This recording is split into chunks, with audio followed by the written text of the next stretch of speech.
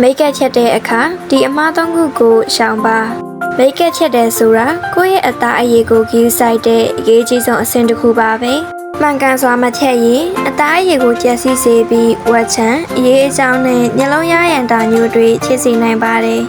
ဒါကြောင့်မိတ်ကက်ချက်တိုင်းရှောင်ရှားတဲ့အမှားသုံးခုကိုညှိဝေပေးလိုက်ပါတယ်နော်နံပါတ်1အမှားမျက်လုံးနဲ့နှာခမ်းနားကိုတေချာမချက်ပဲမျက်နှာတစ်ခုလုံးပေါင်းချက်ခြင်းမျက်လုံးနဲ့နှာခမ်းနားရှိမိတ်ကပ်တွေဟာဖြတ်ရခတ်ပြီးလွယ်လွယ်နဲ့မပြောင်းတတ်ပါဘူးနော်မျက်လုံးပတ်လက်အရေးပြားကိုအားနဲ့ပုတ်တိုက်မိတဲ့အခါအရေးအကြောင်းတွေဖြစ်လာနိုင်ပါတယ်ထို့ကြောင့်မျက်လုံးနဲ့နှာခမ်းနားရှိမိတ်ကပ်များကိုချက်ဖို့တီးတန့်ထုတ်လုပ်ထားတဲ့ပစ္စည်းကိုသာအသုံးပြုပါနံပါတ်2အမှားမိတ်ကပ်ချက်ပြီးနောက်မျက်နှာကိုထပ်မတစ်ဖဲထားခြင်း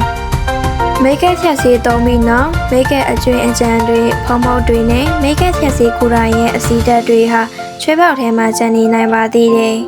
။ကျန်နေတဲ့အညစ်အကြေးတွေကချွေးပေါက်ပိတ်စေပြီးဝက်ချံနဲ့စားဝက်ချံတွေကိုဖြစ်ပေါ်စေနိုင်ပါတယ်။ထို့ကြောင့်မိတ်ကပ်ချက်ပြီးတိုင်းကိုယ်အသားရည်နဲ့လိုက်ဖက်တဲ့မျက်နှာသစ်ဆေးကိုအသုံးပြုပြီးမျက်နှာကိုတတ်မှန်သစ်ပေးဖို့လိုအပ်ပါတယ်။နံပါတ်3အမှားမျက်နှာကိုရေနဲ့ပဲတစ်လိုက်ခြင်း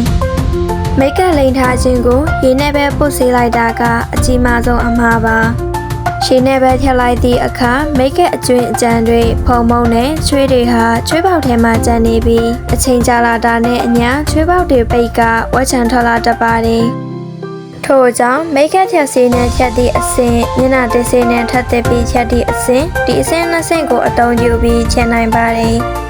မိတ်ကပ်ချက်တိုင်းရှောင်ရှားတဲ့အမှားသုံးခုကိုသိရှိသွားပါပြီဆိုတော့ဒီအမှားသုံးခုကိုသတိထားရှောင်ရှားပြီးလှပကျန်းမာတဲ့အသားအရည်ကိုပိုင်ဆိုင်လိုက်ပါနော်